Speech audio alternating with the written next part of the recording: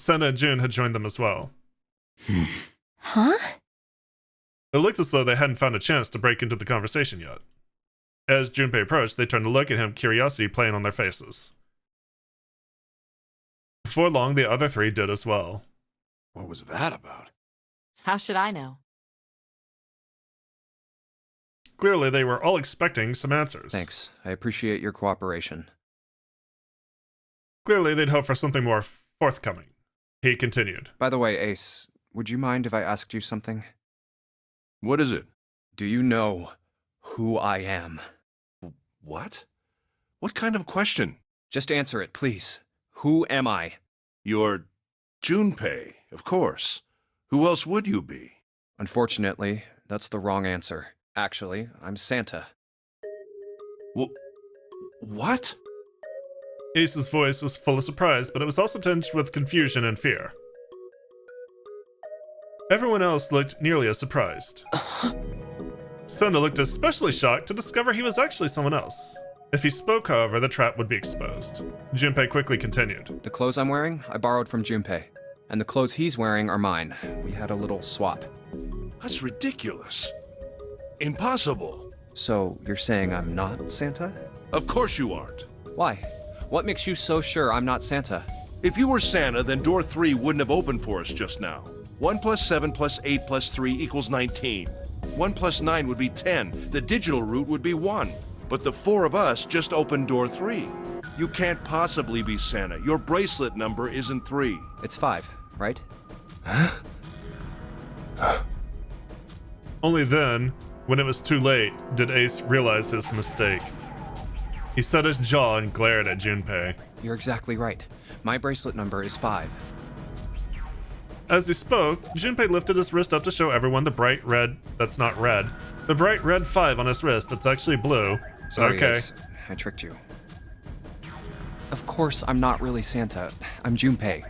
Who could possibly think I was? It's obvious I'm not. This works to think better. I was? Ridiculous. This works better if it's not voice acted, because obviously the answer that Ace should have said was, "You sound like fucking Junpei." That works, but this trap works better in text when there aren't any voices, but we'll just kind of ignore that. But I guess you couldn't see just how obvious it was. I asked you before, didn't I? What makes you so sure I'm not Santa? And you answered. If you were Santa, then door 3 wouldn't have opened for us just now. Most people wouldn't say something like that.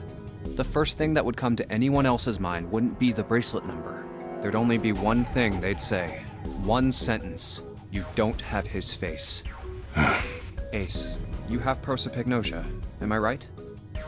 Junpei's voice was quiet and calm. He knew the truth, so did Ace. Prosopagnosia? The others looked confused. What's that? No clue. Prosopagnosia is... He heard Lotus begin to explain it to them. Ace glanced at them, then turned back to Junpei and sighed. Very well. I confess. I have prosopagnosia. I cannot differentiate human faces. Is that what this was about? You want to mock me for my disorder? No, not at all. I'm not making fun of you at all. In fact, I feel kind of bad for you. No, the reason I brought this up is that there's an excellent chance the person who killed Snake has prosopagnosia. Ace's face tightened, his eyes narrowed. What do you mean? Junpei leaned casually against the iron piping of one of the beds.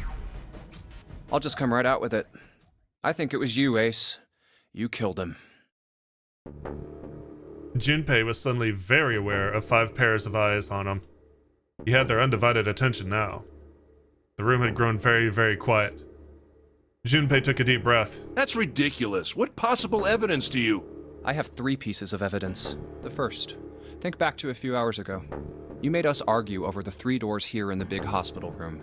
There was no way all 7 people could go through them. Lotus suggested that we sacrifice one of us. Lotus looked away awkwardly. Junpei glanced at her and continued. Then you, Ace, said, I'll stay here.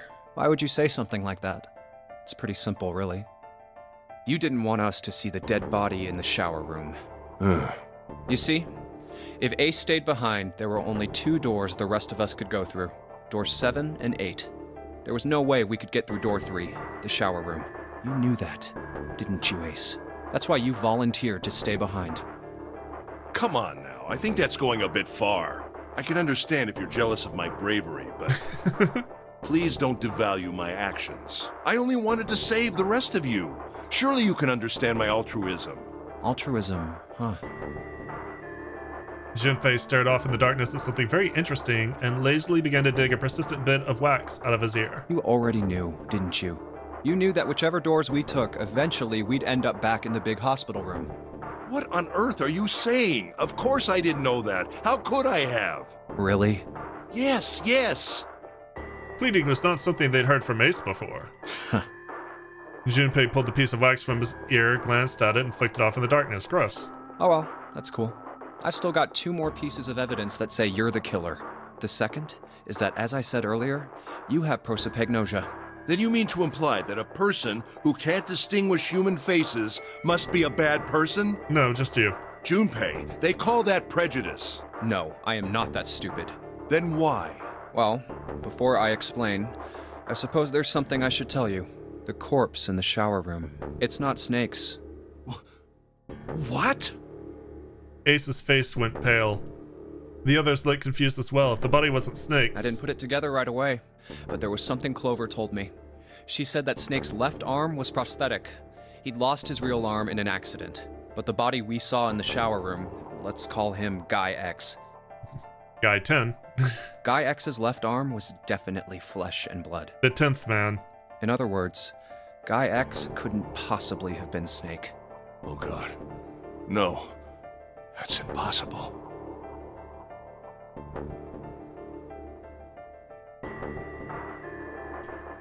Ace had started muttering deliriously to himself, shaking his head back and forth. Junpei was long past caring. Let's say, hypothetically, that the killer didn't have prosopagnosia. If that were the case, he would immediately realize that Guy X wasn't Snake. Even if the clothes were the same as Snake's, their faces would be completely different. It would have been obvious they were different people. You're doing Monster Hunter, but with Nick. Ooh. And yet, they still killed him. Why? Why would they kill a stranger who'd only just shown up? On the other hand, if the killer did have prosopagnosia, it makes sense. They thought Guy X was Snake and killed him. Wait. Wait just a moment. Let's say you're right, and I mistook Guy X for Snake. Even if I did, I would have had no motive to kill him. Why would I want to kill Snake? I can think of at least 2 motives. 1, Snake knew about your past. If he ever revealed what he knew, that would have been really bad for you. You really didn't want that to happen. So to make sure Snake's mouth stayed shut, you killed him. 2, Snake had a grudge against you. You knew that, or at least you could have easily assumed he did. Even without exposing your identity, he was a threat to you. You never knew when you might be attacked. You couldn't ever let your guard down. Every moment was a moment he might try something. You didn't want that kind of danger hanging over you. Hey, hold on a minute. For the first time since the beginning of Junpei's explanation, someone besides Ace spoke. What's the past that Ace wouldn't want us to know? Why did Snake have a grudge against him? Look at this. He handed Santa a small piece of paper. What's this piece of paper? Santa squinted at the paper and began to read. The nonary game was played once before 9 years ago. The person with the number 2 bracelet attended the game 9 years ago. It was planned by the following 4 people. Cradle Pharmaceuticals CEO Gentaro Hongo. What is this? Slowly, Santa looked up from the paper. His eyes met Junpei's. It's the message from Zero. It was in the safe in the first class cabin. Then suddenly, Give me a break!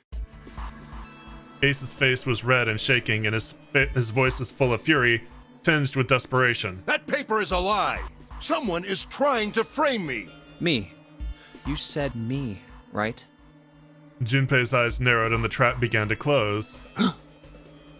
Ace inhaled sharply. His eyes flicked off at Junpei to anything else. Wouldn't that mean you're admitting you're Hongo, the CEO of Cradle Pharmaceuticals? Or am I mistaken?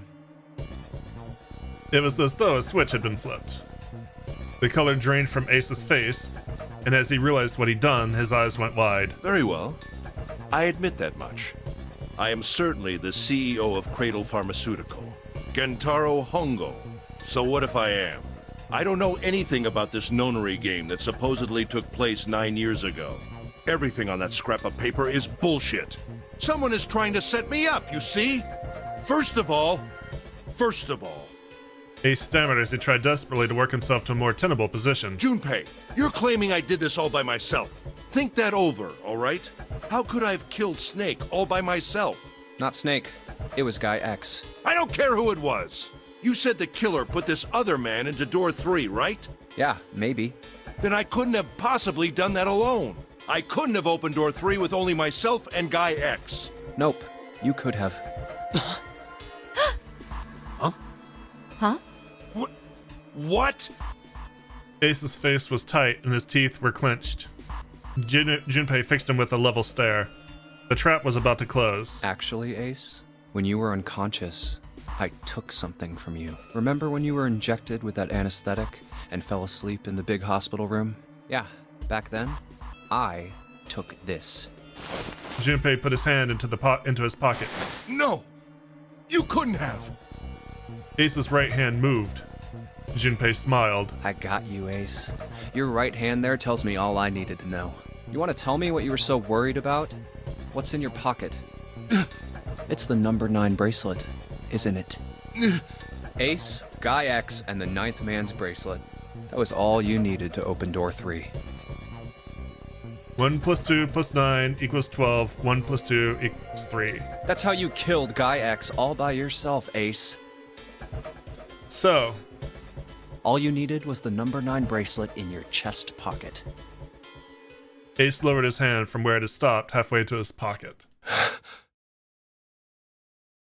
He looked down at the floor, his face hidden from Junpei. All he could see was the corner of Ace's mouth twitching like a dying fish. If you want to play innocent, that's fine by me. Go ahead, tell me. I don't have the bracelet, if that's what you want to do. But if you could take off your coat and hand it to me, I'd really appreciate it. Otherwise, we'll have to take it from you by force. Right, Seven? Yeah, it'd be my pleasure. Seven cracked his knuckles with a sound like gunfire.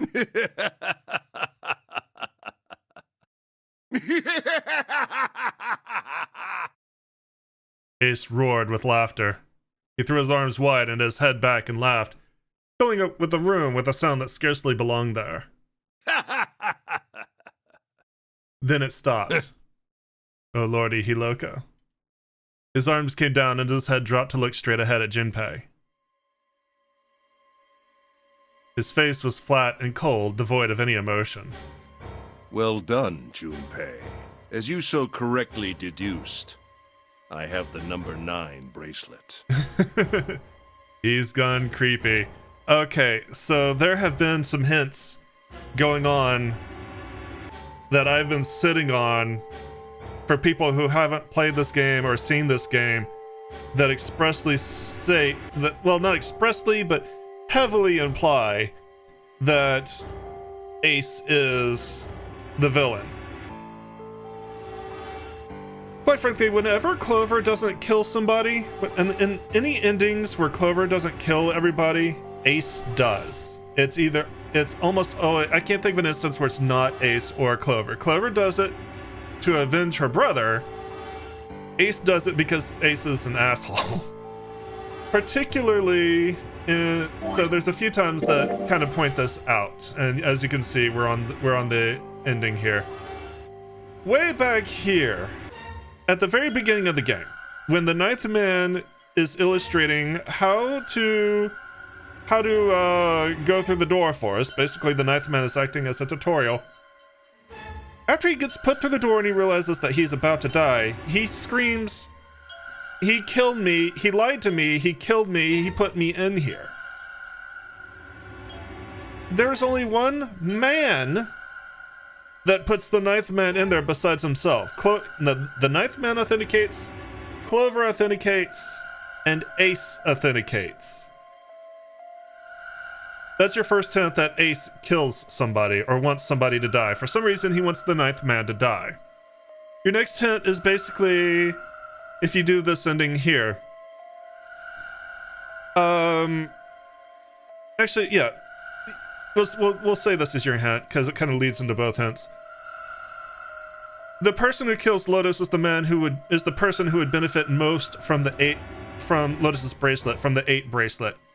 In this ending, you have just discovered the 9 door for the first time. And at that point, Ace is the one who will benefit the most from having Lotus's bracelet, and he will kill her for it. Because, depending on the path that you go through, if you go through the 5th door, then Ace will come back here will come back to the 4th door during the time when you're all split up looking for the parts to the red.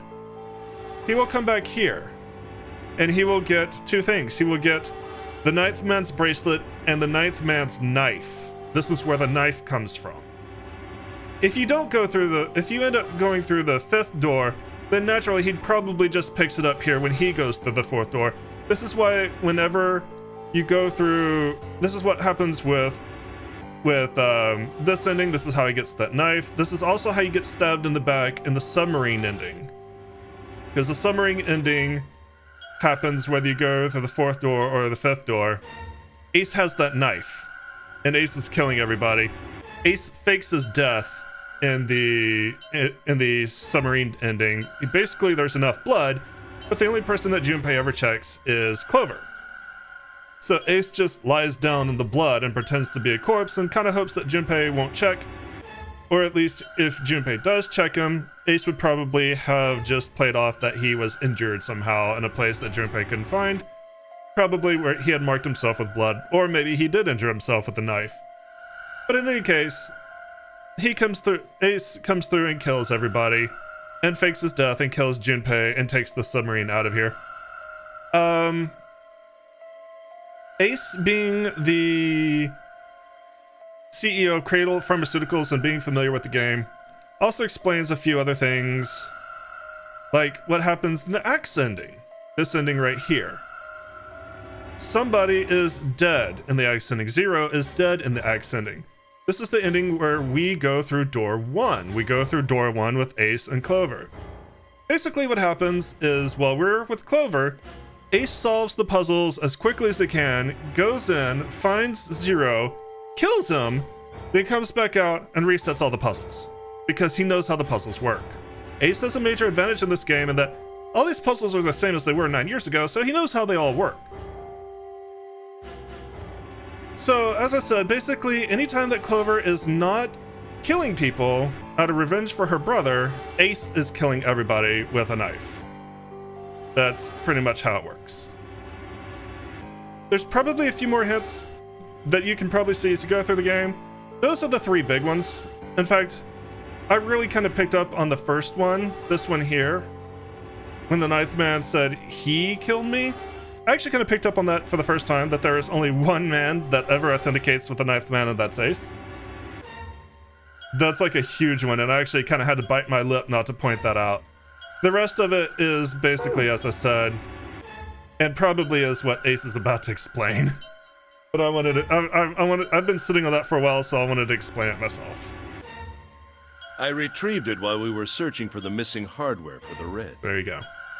I left the room I was supposed to search and headed to the first-class cabin on B deck. You first assumed he was a plant from Zero. No, he is not a plant from Zero. He is part of this game. Zero does want him to play this game. There is evidence that Zero wants these people to be punished, but that doesn't mean Zero wanted them to die. There's a difference. His voice showed no emotion, no sense of remorse or interest. It was almost bored, as though he were reciting an especially dull corporate letter. My purpose was to obtain the number 9 bracelet. 9 is a potent ally in the nonary game. Adding 9 to any set of numbers won't alter the digital root. 1 plus 9 equals 10. 1 plus 0 equals 1. 2 plus 9 is 11, which is 2. 3 plus 9 is 12, which will be 3, and so on. As you can see, 9 is a very useful number here.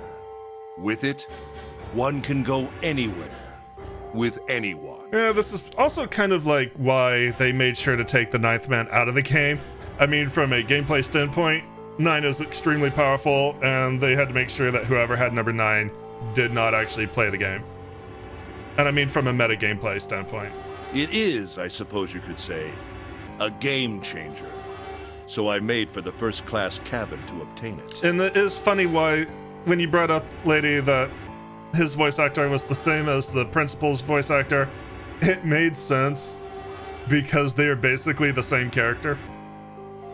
They are both someone who are essentially try to be innocent or at least be welcome and wholesome and end up being quite malicious. In mere moments, I successfully acquired the number 9 bracelet. There was also an unexpected bonus. The knife the 9th man had used. I quickly pocketed both of them and left. I made my way back to where I was expected to be. That's when I ran into Snake. Well, this guy X, actually. I spotted him ahead of me. He was heading for the large hospital room and hadn't noticed me. The man wearing Snake's clothes arrived at door 3. When he stopped, I walked up behind him and called out, "Snake." He turned around. He said nothing. His mouth simply hung half open. He seemed dazed somehow, almost like a man half asleep. Perhaps he had been drugged. It wasn't important. I tend to gloss over little things like that. I was certain that man was Snake. I knew Snake had taken part in the nonary game 9 years ago. Being blind, it made sense that he didn't recognize me immediately upon our first meeting. But why then hadn't Snake said anything to me later? Surely he hadn't forgotten what had happened to him in the nonary game. But not once did he attempt to confront me. Did his lack of sight prevent him from fully recognizing who I was? Or perhaps Snake had conspired with Zero to deceive me. Regardless, he was a threat, and it was better to deal with him sooner rather than later. I had to get rid of him before he took action. With quick thinking, my plan went into motion immediately. I held the number 9 bracelet over the red. I waved my own bracelet in front of the red, and then grabbed Snake's arm and shoved his hand against the scanner panel. The door opened. I threw the man through it. 9 seconds later, the door shut. 81 seconds passed.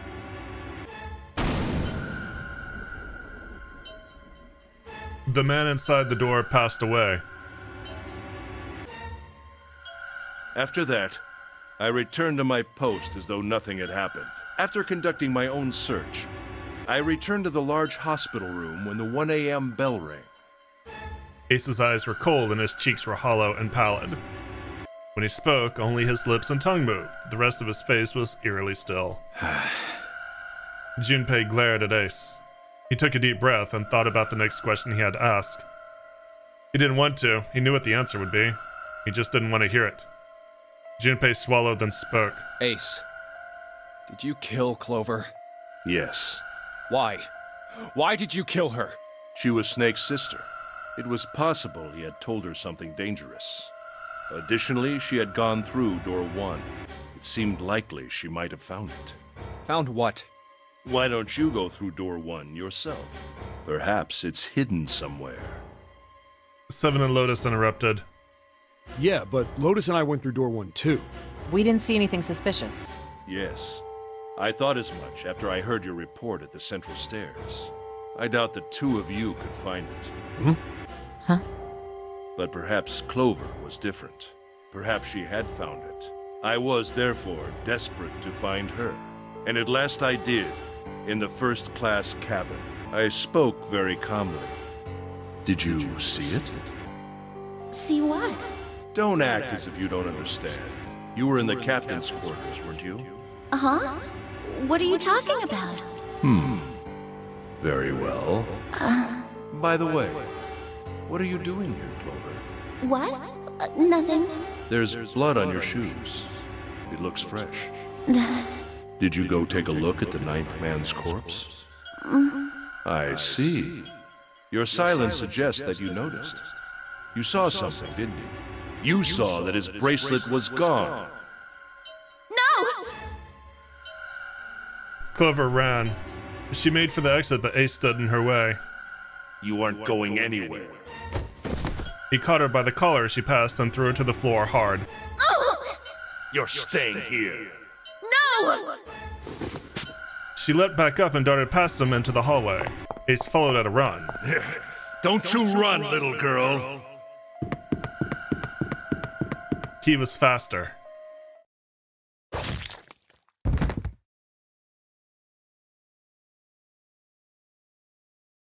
That was how I killed Clover.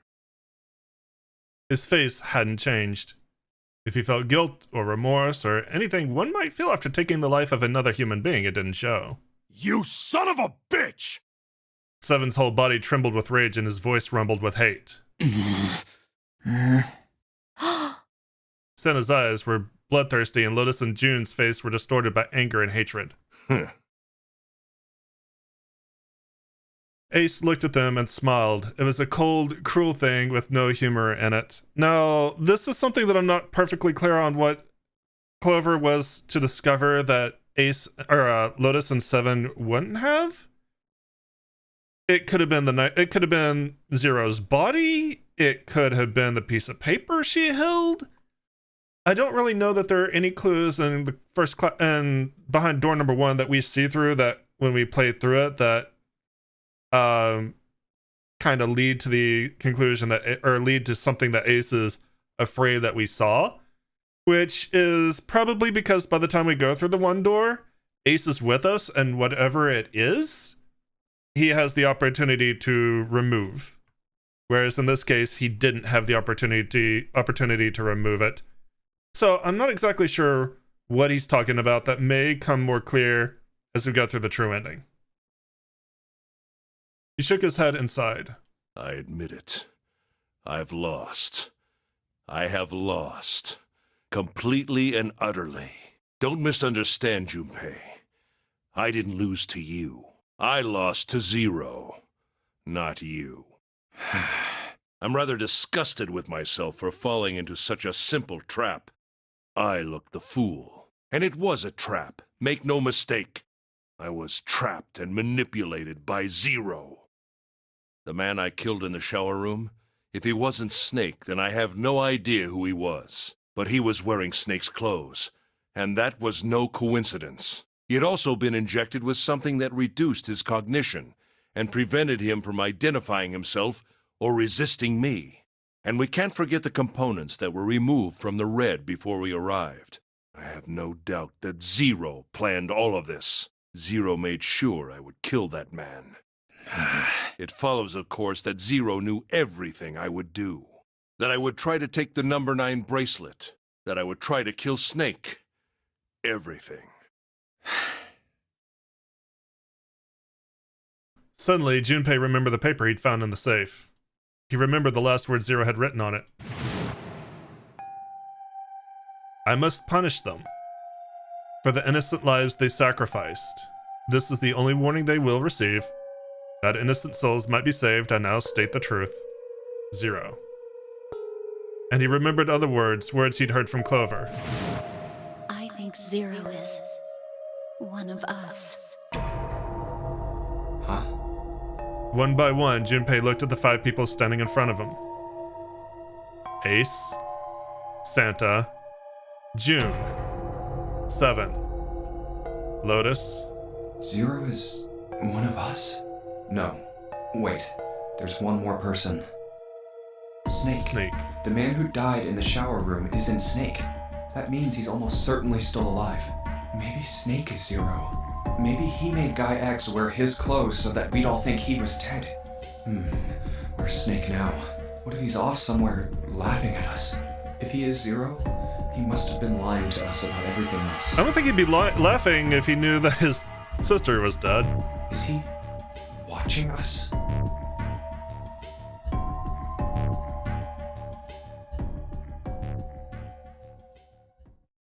Well, I believe I've finished with my confession.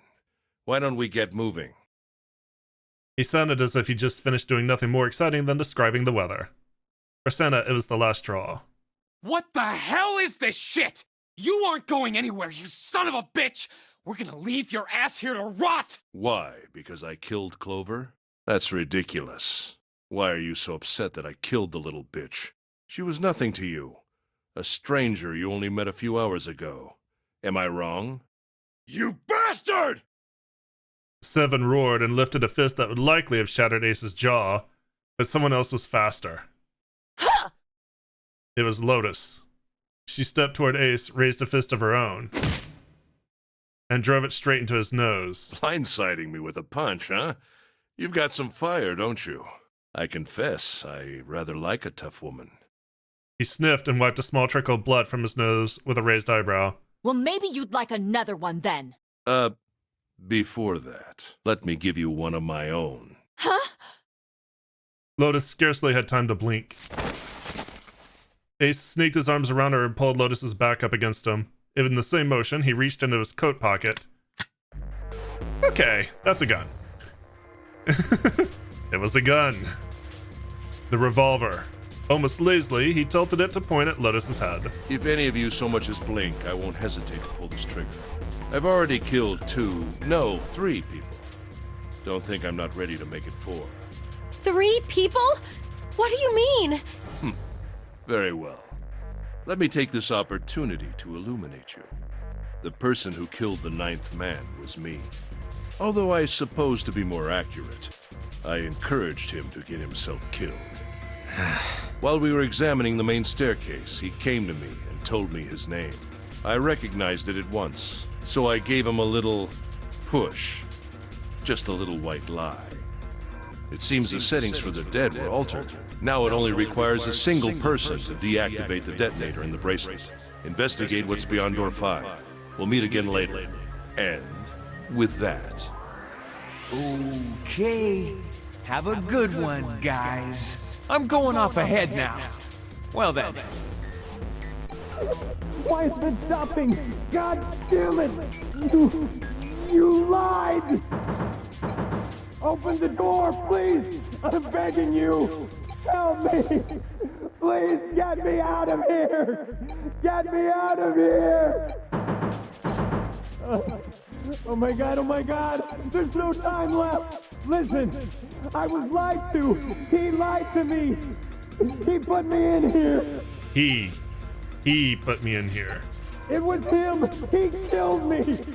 It was him! That top is doing a lot of hard lifting.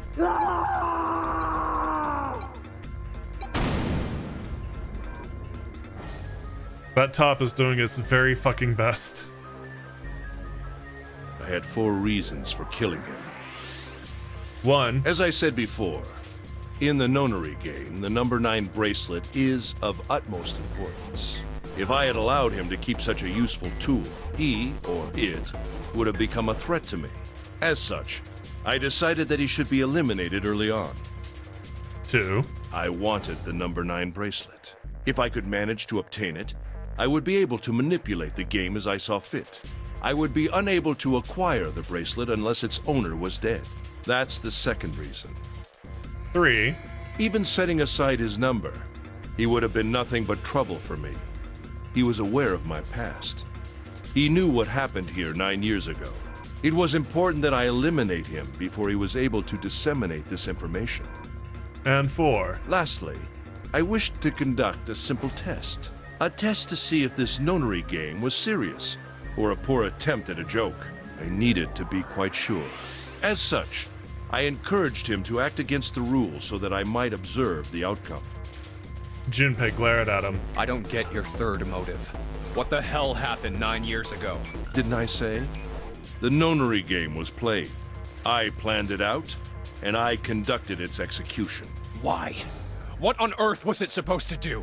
I don't really think I have any obligation to tell you that. Ace smirked. He was trying to provoke them and it was working. Although Ace paid very little attention to Lotus after catching her, his gun had never wavered from her temple. She looked quite pale, and when she spoke, her voice shook. Hey, what's with this gun? Where did he get this? Why don't you tell her, Santa? Santa ground his teeth and glared at Ace. On the other side of door 6, we found the gun in the coffin in the cargo room, right? The bastard must have grabbed it when we weren't looking. Indeed I did. That was a pretty serious mistake, you know. Just saying you intended to leave it behind. So Lotus, basically, as a reminder, Lotus, because we don't go through, what is it, door 2? We don't go through door 2, I think. Kind of a reminder that Lotus has kind of a hatred for Ace because Ace is the one who organized the game that her daughters were kidnapped to play. So that's why she's just a little pissed, or at least she was. Now she's scared. Ace laughed. A short derisive snort and gave Junpei a sickeningly pitying look. Well, there isn't much time left. I'll be off then. Also, again, he kind of needs Lotus's bracelet. Well, where are you going? Do I really need to explain? I had assumed it would be obvious. I have the number 9 bracelet, and now I have Lotus. 9 plus 8 plus 1 is 18. 1 plus 8 is 9. Wasn't there a door with a 9 on it in the room that looked like a church? That's where you're going, isn't it? And how do you know that? Santa told me about it while we were looking for Clover. I see. Well, you are correct. That is my destination. But now I must say goodbye to all of you. Ah, and please, don't forget my warning. Move and I'll pull the trigger. I don't need her alive to open the door, you know. As he spoke, Ace began backing toward the door, practically dragging Lotus behind him. Shit! He's getting away!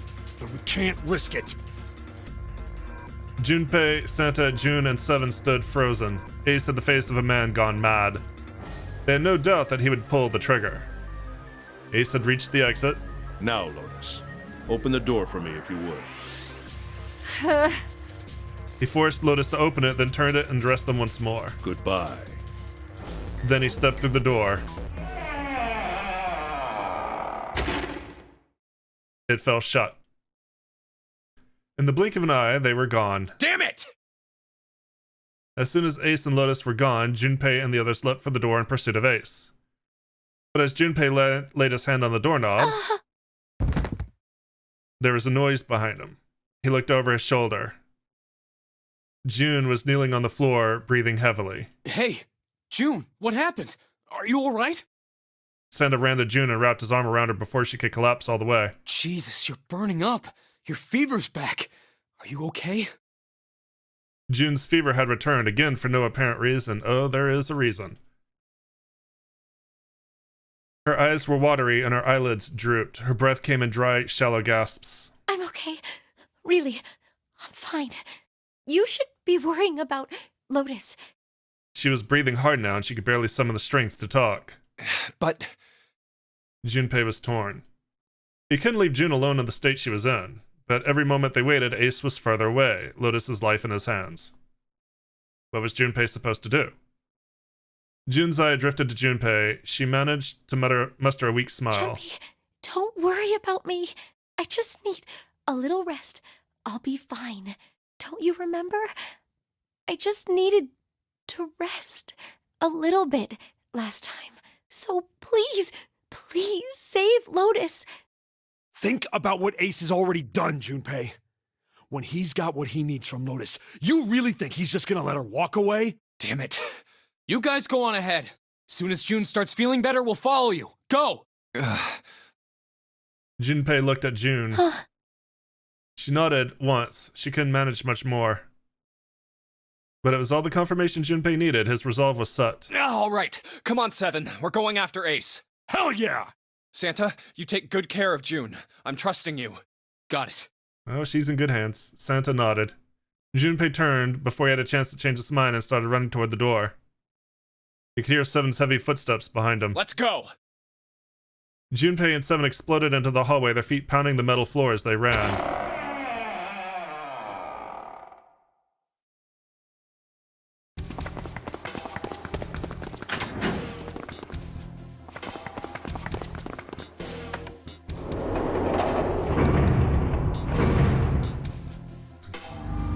Junpei was a lot less excited about Seven being wet down there as they went through the elevator.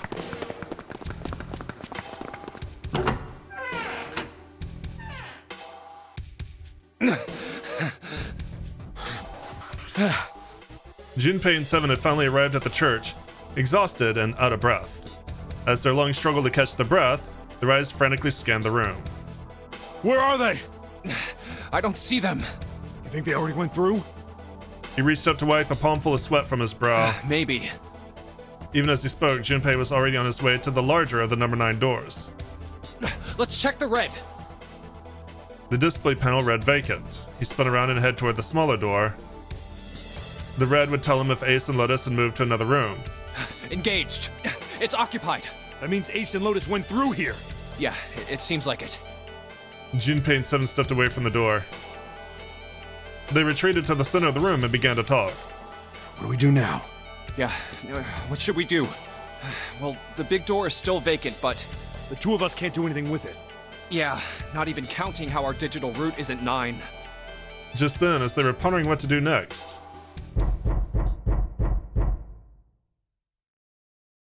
there was a noise.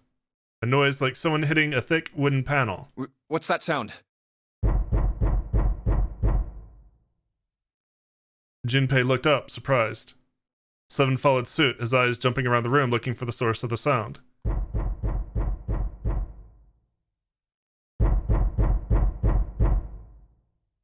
It's coming from over there.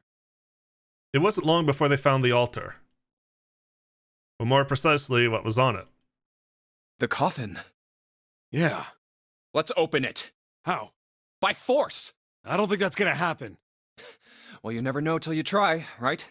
The only necessity for success is the willingness to suffer 1,000 failures. Who said that? I forget. Anyway, we've got to try. Junpei and Seven leapt at the coffin. They grabbed hold of what purchase they could find and pulled.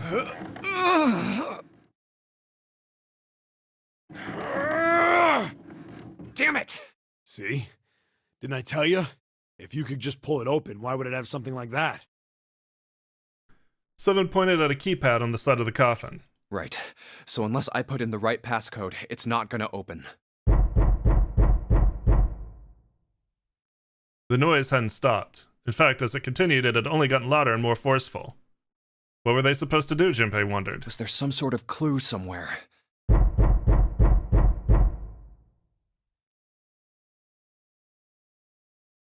They stood there for a few moments staring at the coffin, and then Seven spoke. Hey, Junpei. I remember you mumbling about some weird numbers over by the bathroom in the first-class cabin. You got those numbers by solving the secret message Clover was holding, right? Truth had gone, or something like that. Yeah, that's right. What? Well, maybe that number's the passcode for this thing, too. Come on, that's impossible.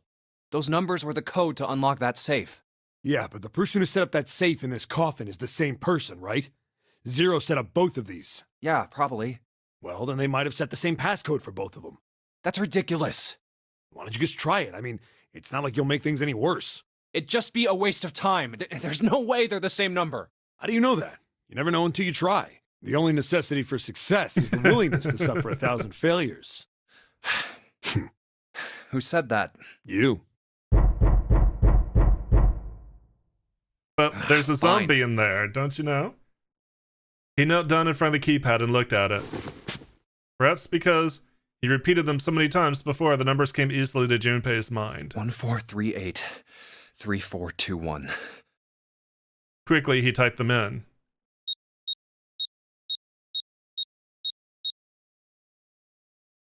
He checked that he'd entered the right numbers, took a deep breath, and pressed the E button. It only took a moment. What? You gotta be kidding me. There was a click. And with a heavy clunk, the lid of the coffin slid off onto the floor. Someone sat up from inside. Snake!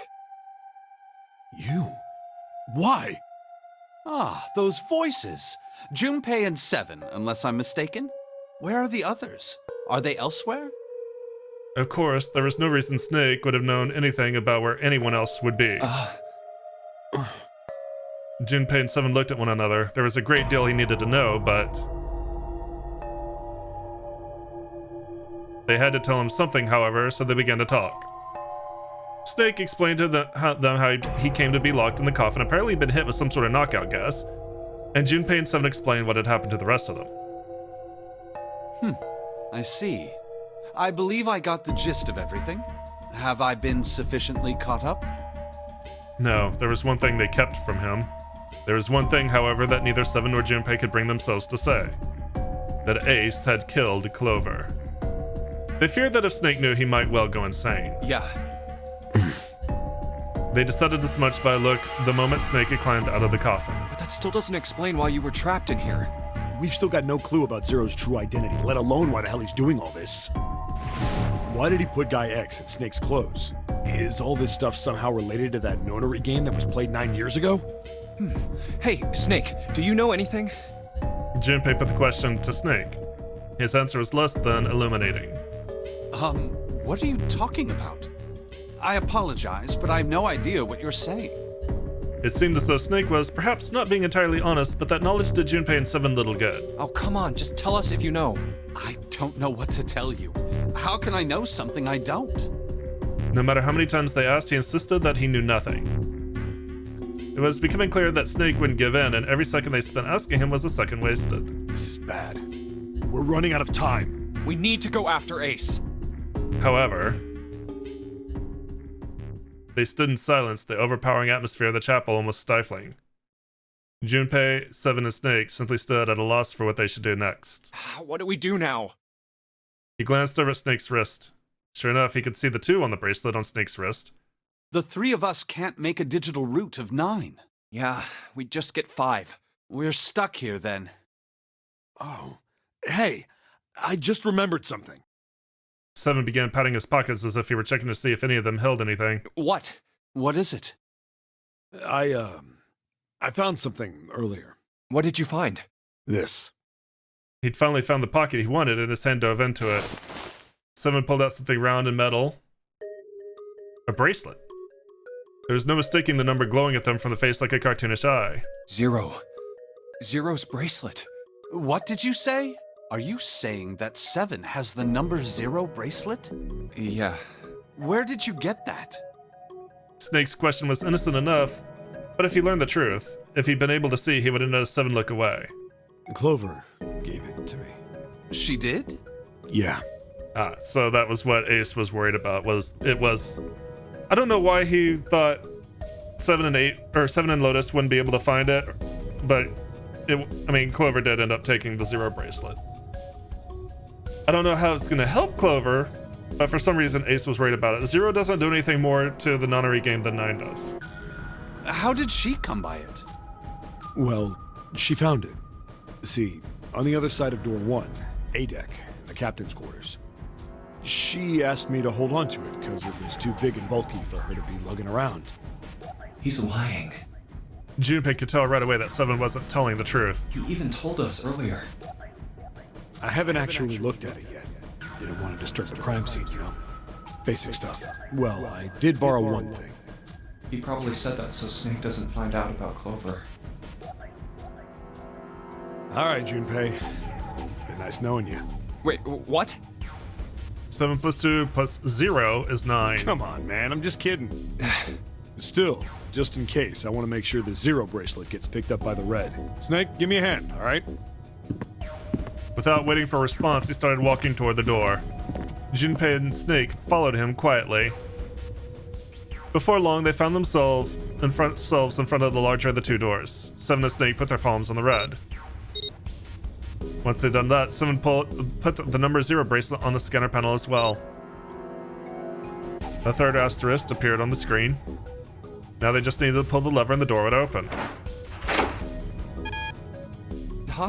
Why isn't it opening? Well, the third asterisk lit up, so it must have registered the 0 bracelet. Maybe it isn't actually 0. Huh? What? That bracelet may not actually produce the number 0 when scanned. That is what I'm saying. Why don't we try a few different combinations? Perhaps we can determine what number that bracelet actually contains. Oh, got it! Jesus, Snake is a pale-ass boy. Well, you said there might be a vampire in the coffin.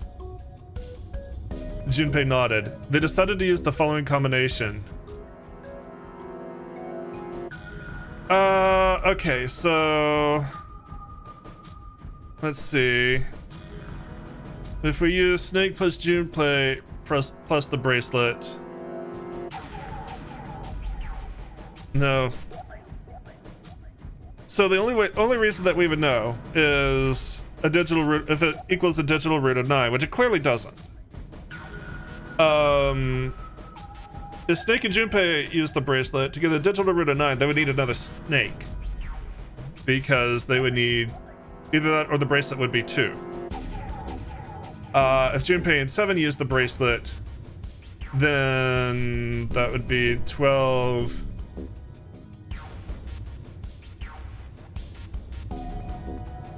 Yeah, 12, and then that would need another 7 for the bracelet.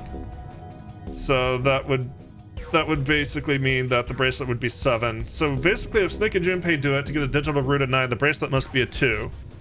If Junpei and 7 use the bracelet, then the bracelet's got to be a 7. But if Snake and Junpei and 7 use the bracelet, so if Snake and Junpei make 7 and Snake and Junpei make 7 and 7 is 14, so the bracelet would actually produce a unique number if it made 9 here. The bracelet would be 5, which would be a number we don't have with us. Let's try that. Let's try all 3 of us and the bracelet. Snake plus Junpei plus 7 is 2 plus 5 plus 7 is 14. If this combination works, then the number for this bracelet is 4.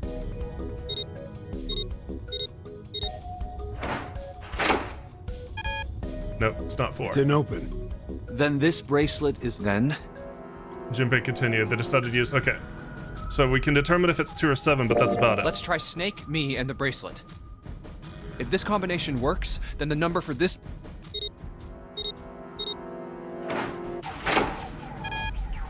Okay, it's not that. The mysterious bracelet wasn't 2. Didn't open. Guess it's not 2. Then? Junpei continued. They decided to use the last combination to determine if it was 7. Let's try me, 7, and the bracelet. Or no, 6. Ah, I got it wrong. Crap. I got it wrong. I did my math wrong. Because I know this bracelet should be 6. If this combination works, then the number for this bracelet is 6. I don't know why I thought it... Why did I think... I didn't do my digital root right. They scan in the bracelets.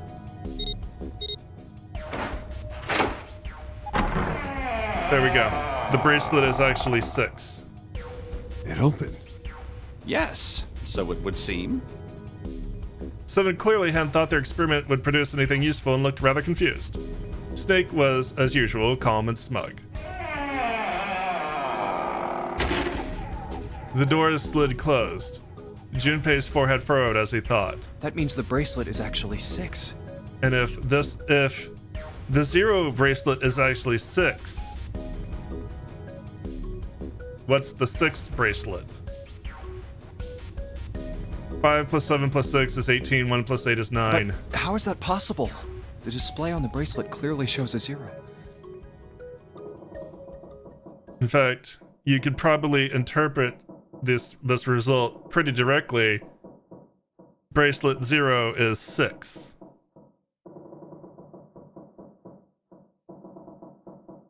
Suddenly, from somewhere far beneath them, they heard the creak and groan of tearing metal.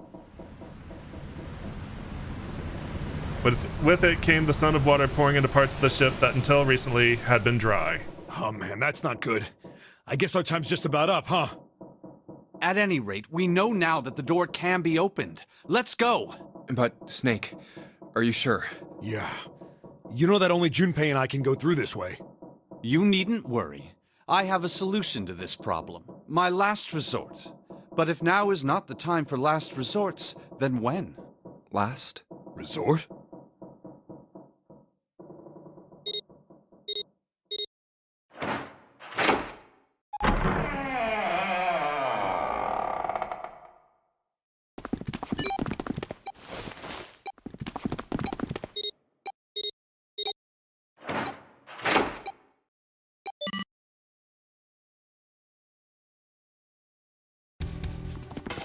Junpei, 7, and Snake ran full tilt down a long straight hallway. They were headed for the stern of the ship and had no time for distractions. As they ran, 7 spoke. Gotta admit, you really surprised me there, kid. I couldn't figure out how the hell you were gonna get out of that one. How come you didn't do that right off the bat? As I told you, it was a last resort. Had I used it at the beginning of the game, I would have come under a great deal of suspicion. I imagine that most people would have taken it to mean that I was Zero. Once they'd convinced themselves of that, I wasn't optimistic about my chances of making it out of here alive. I felt it best to play my cards close to the chest, as it were.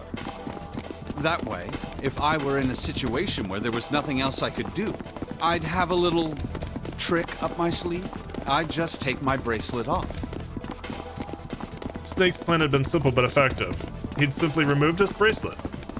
To Junpei, it looked as though Snake had simply crushed the bones of his hand until they were small enough to fit through the wristband. Of course, that would have been practically impossible, so how had he done it?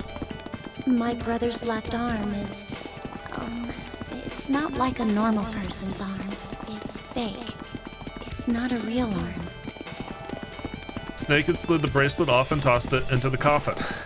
I know this is kind of a weird thing to say, but I'm glad that's a fake arm. What if we needed a bracelet too? You have to be afraid of the door if you don't got a bracelet. You are correct. He'd walked through the door easily without authenticating. He stepped out the other side unscathed and began running down the hall alongside Seven and Junpei. Yeah, he would have died, but what if we need the number 2 bracelet? They kept running for a while longer and eventually came upon a set of stairs leading downward on the right side of the hallway. They stopped and peered down the staircase. I think these stairs connect to the bottom deck. Doesn't look like it's underwater. They nodded quickly to one another and jogged down the stairs. Took only a few moments to make their way to the bottom deck. There was a single hallway in front of them, at the end of which was a single door. Let's go through that door. This is actually longer than I thought it was going to be, not gonna lie. We're not even at the end of this yet. Junpei threw it open. Inside was a massive iron gate. A plate was affixed to the top of it. It read Incinerator. Incinerator? Oh my. That doesn't sound very pleasant. Do you see a lever near the gate, perhaps? Yeah, right over here. How did you know that? Well, I'd be happy to regale you with the story. I imagine it should only take half a day or so. Junpei grumbled, gave Snake a dirty look, and jogged over to the lever. If you pull it, the door ought to open. Got it. He pulled the lever down.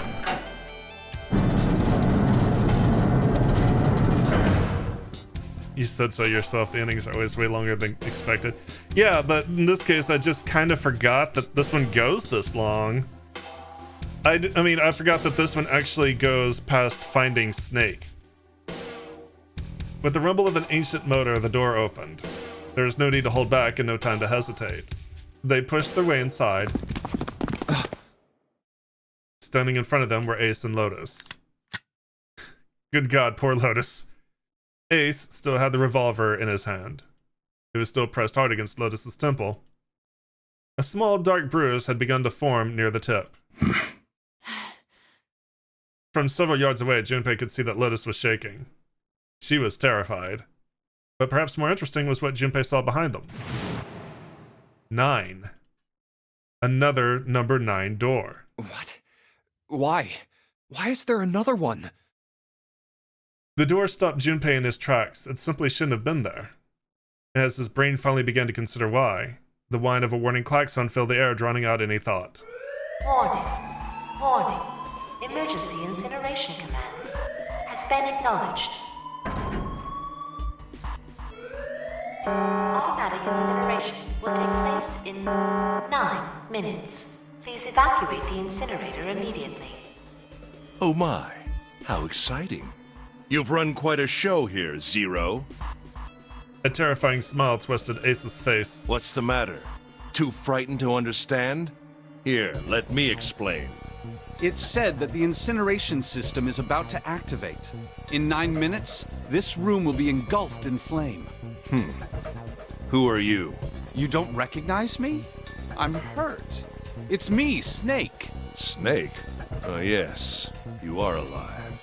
I'm afraid your bizarre style had me confused. I'm quite glad to see that you're alive. Ace's voice didn't change. Snake ground his teeth. If you don't mind my asking, how did you get here? Snake Junpei 7. The three of you couldn't have opened a door with a 9. We cheated. Deal with it. Did you use Clover's bracelet, perhaps? What? 2 plus 5 plus 7 plus 4 is 18. 1 plus 8 is 9. Ah, well, your reaction suggests that you did not. Hold on.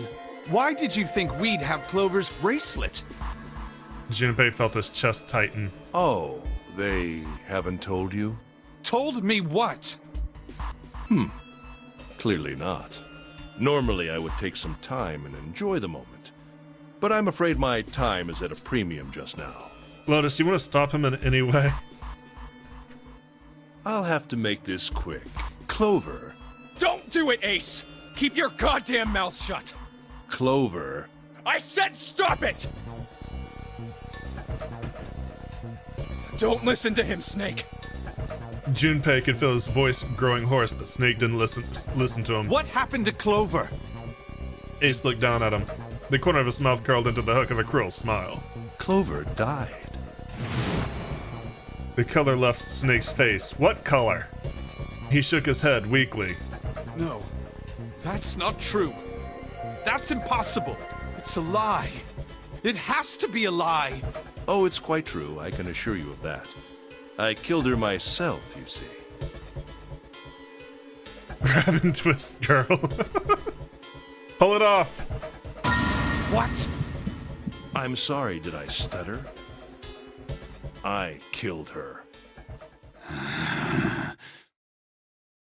Snake's face twisted into a mask of rage, muddle red rising to dot his pale skin. His entire body shook. He looked to Junpei disturbingly like a demon. I would have rather she died with less suffering. A bullet in her brain, perhaps, would have been ideal. Holy shit, he opened his eyes. Unfortunately, that would have made quite a bit of noise. Circumstances being what they were, I was forced to settle for the knife. The one the 9th man had, you remember. I believe I caught her just below the shoulder blade. I was rather lucky, in fact. My first thrust went right between her ribs. Her flesh was so soft. My knife slid in so easily. There was no resistance. That feeling was... I confess, I feel rather excited. It is a powerful memory. Poor Lotus. Not only does she have a gun to her temple, now she's got a gun to her temple by a pervert. Someday, perhaps. I hope I can feel it again. Incineration will begin in 7 minutes. I'm going to kill you. Snake's words were a guttural growl, barely audible. What was that? I'll kill you. I'll kill you. Ah, so you're going to kill me. Please do. Come now. I'm waiting. Don't do it! Don't listen to him, Snake! Stop it, kid. He's screwing with your head. Is there a problem? What are you waiting for, boy? Don't you want me to send you to join your sister? Don't! The Snake! Don't do it! But Snake could no longer hear them. Snake could no longer hear anything.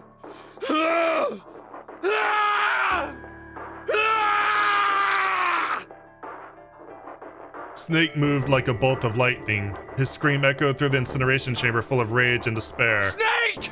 Snake! You could have told him he had a gun.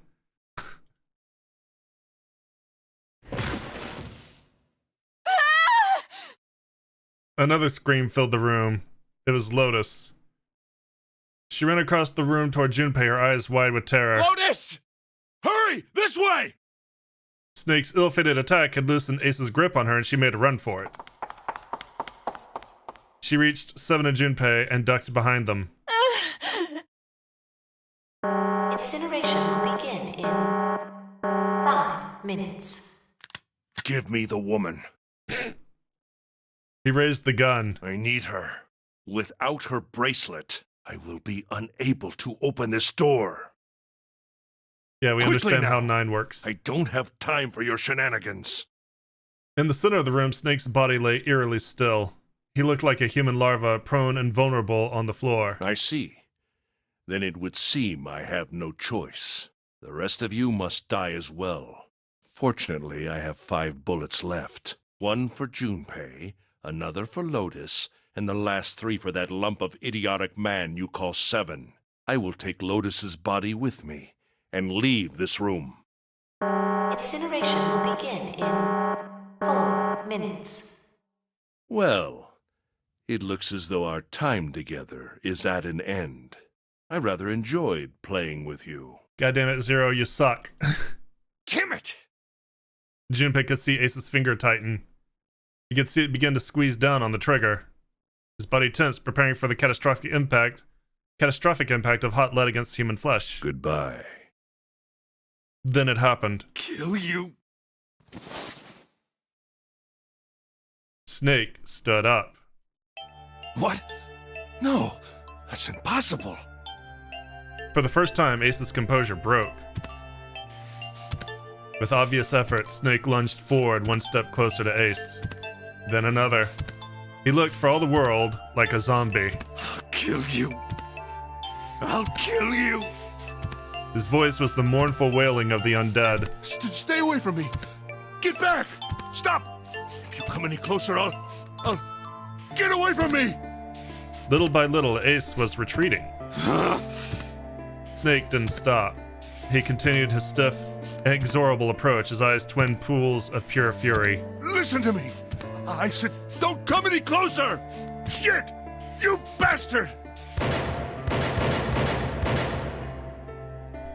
Ace's revolver leapt 5 times. 5 times the air in the incinerator was split by the crack of a bullet. Snake's body twisted as 5 clouds of blood and torn flesh leapt into the air across his body. A fine pink mist drifted from his body and disappeared. Junpei didn't have time to ponder what that meant before. And then his strength was gone. His legs crumbled and his broken and battered body slid to the floor. Incineration will begin in 3 minutes. Finally, you're... But Snake wasn't done. I'll kill you. Even as the pool of blood beneath him grew, he began to move. He half crawled, half slid toward Ace. One bloody arm wrapped itself around Ace's leg. You won't get away. And the other gripped his thigh with strength that should have been long gone. You son of a bitch! You're a monster! Get off me! Let me go, damn you! He kicked at Snake with his free leg, driving his foot into Snake's face, his arm, his shoulder. It made no difference. Snake refused to release him. Once a snake has ensnared its prey, rarely does it release it. This is it, Ace. We're going to burn to death together. What? Incineration will begin in 2 minutes. Yeah, damn it! Damn you! Get off! Let me go, you monster! Okay, look. Think about my company owns a wonderful hospital. It has excellent doctors. You're not wounded too seriously. I'm sure they can fix you up easily. You don't have to die. You could be saved. Just let me go. Pathetic. Begging for your life.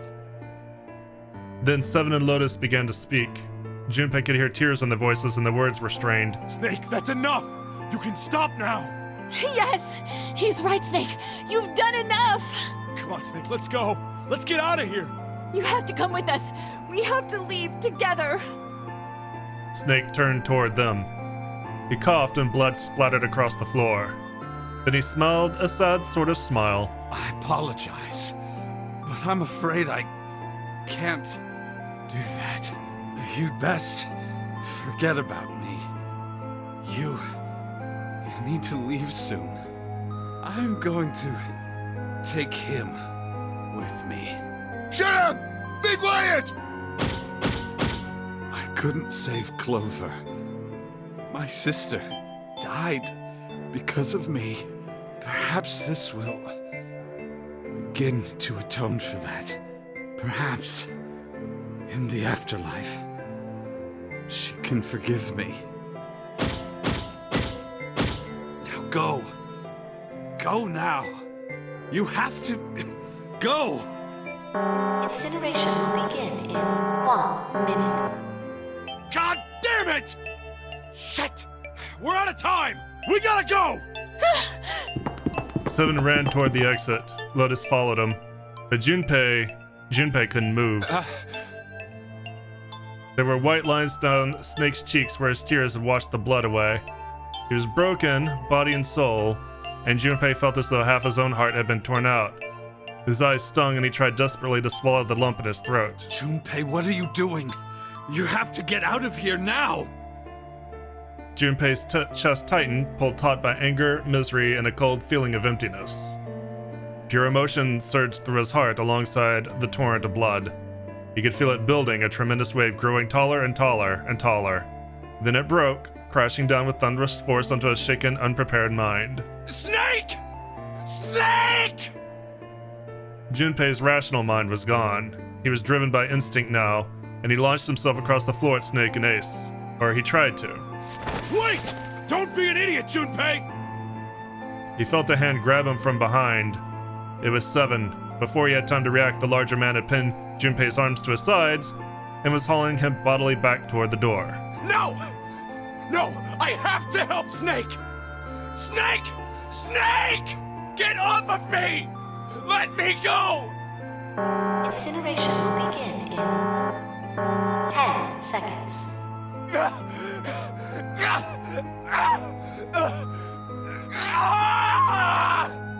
7, 6. Damn it, I don't get a choice, kid! Don't blame me for this, alright? 5, 4, 3, 2, 1, 0.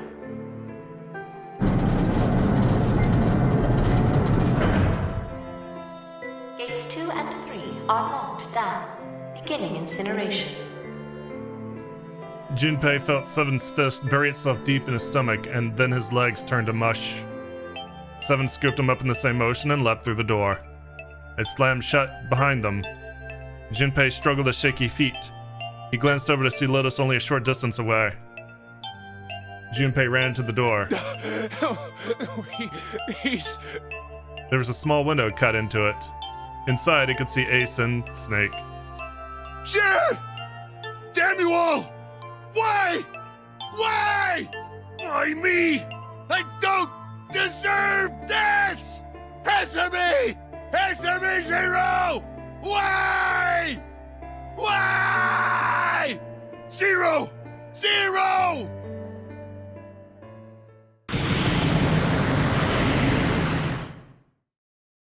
Zero!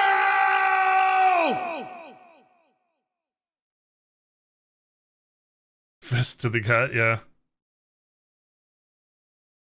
He learned it from Seven. I learned it from you! Why do you punch people in the stomach? I learned it from you!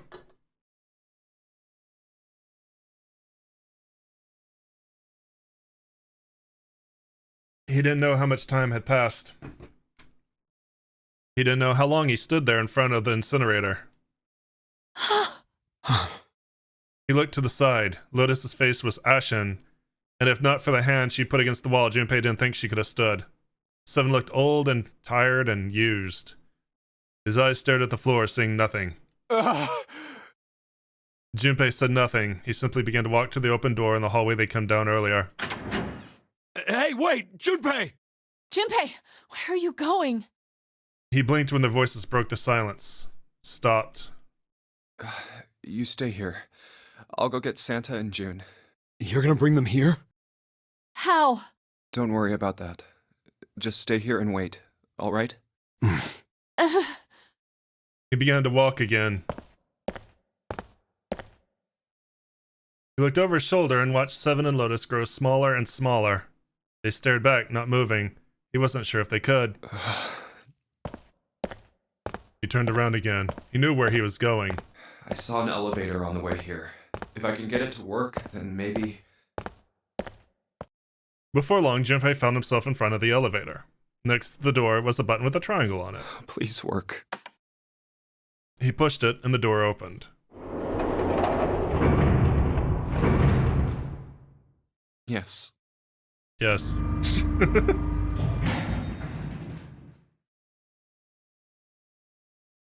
Junpei was in the large hospital room. June! Santa! He kept calling and walked to the center of the room. But try as he might, he couldn't find them. Damn it. Where did they go? Increasingly frustrated and increasingly worried, Junpei left the large hospital room. He had no choice. He would have to look for them. Junpei's heart was heavy. He couldn't shake the feeling, but there was part of him that felt like it would be wrong to, even if he could. With every step he took, his legs felt more and more like lead. This is definitely an episode I'm going to have to split up.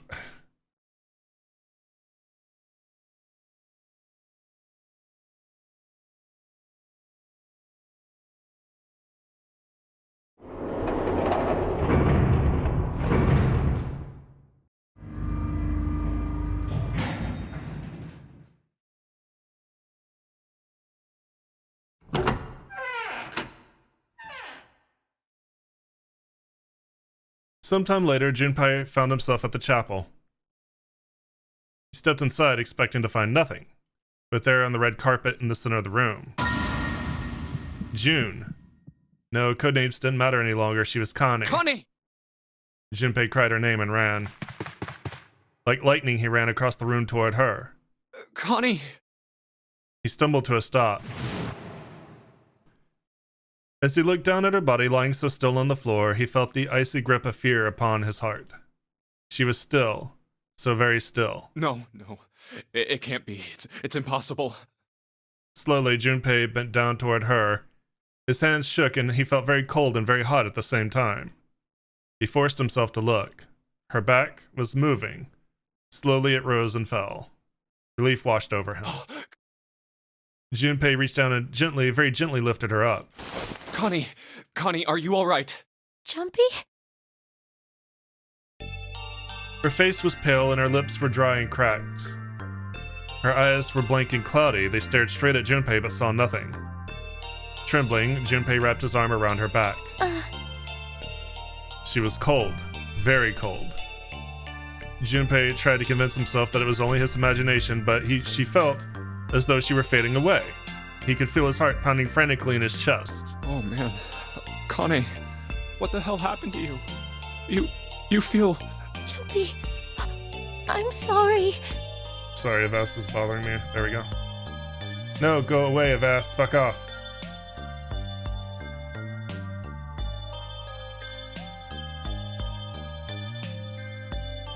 God damn it.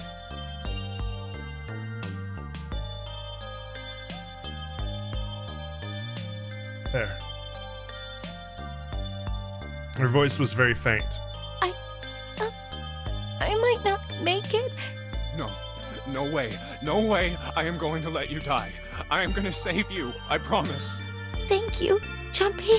Thank you so much for everything.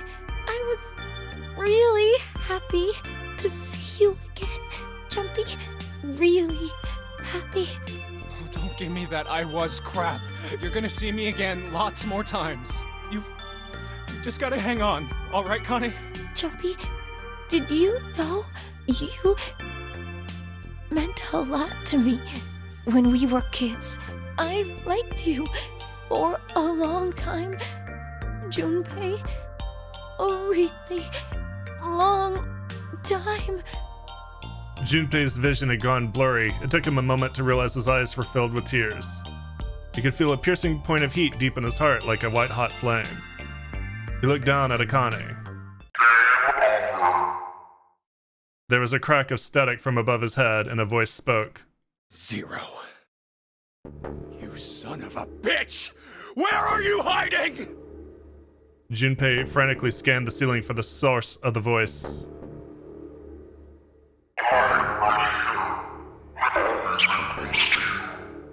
What the hell are you talking about?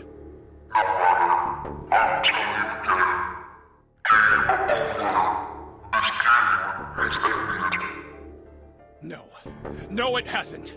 I'm not gonna let it end yet. I'm gonna get out of here with Kane. You can't. That is impossible. Why? Because you chose the wrong path. The wrong path? That is correct. Your path is inevitable, however. Admit defeat. Where there is shadow, there is light. Where there is the absence of light, there is no shadow. So it goes. What are you talking about? That is not. The loser has been decided. I told you! I am not gonna lose! No, you misunderstand. You have lost. I have lost. What? Junpei didn't have time to ponder what that meant before he heard the door slam shut behind him. He spun around. There was no one there. Was it Zero? Connie, wait here. I'll be right back, I promise. She managed a single nod. Junpei laid her back down gently and leapt for the door. He yanked it open and shot outside. No one. The hall was empty. There's nothing moving anywhere. Damn it. Where are you? It doesn't matter. I need to get Kane out first. He didn't want to leave Kane alone any longer than he had to, so Junpei turned around and headed back to the chapel. Connie! She wasn't there. She wasn't anywhere. She'd been lying there on the floor just moments before. And now she was gone. Oh God. No. No. Where is she? Connie. Connie! Connie! Connie! His cries split the heavens themselves. He screamed until his voice gave out. Then he screamed some more. But there was nothing. No answer. His voice faded away, and all that remained was cold, unfeeling silence. That was when he noticed it. Huh? A strange smell, one he'd smelled before. Wait. This is... white smoke. 9 seconds later, Junpei's mind winked out.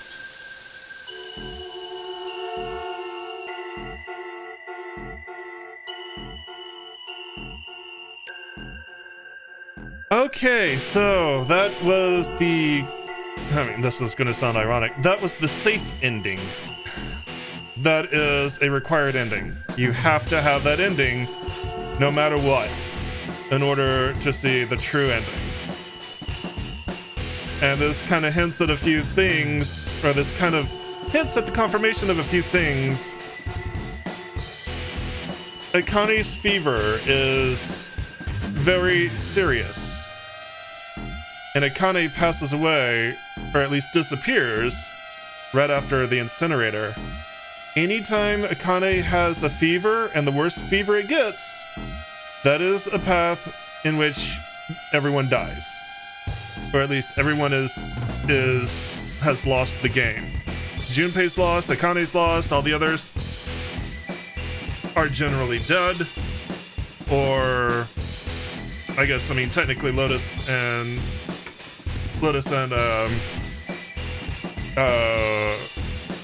Seven aren't dead, but and we don't know where Santa is, but as far as we know, like, everyone else is dead.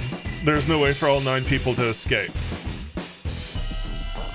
That being said, we can now go for the true ending. Now, this is still going to take a little while because there's actually one more escape room that we have to do, at least one.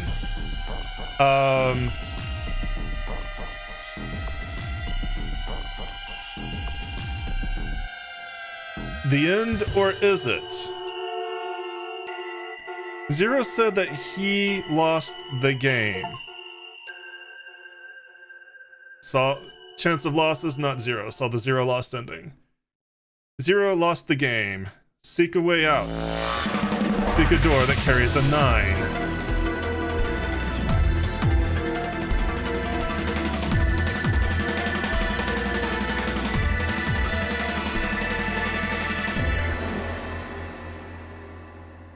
Now it is time. Let our game begin.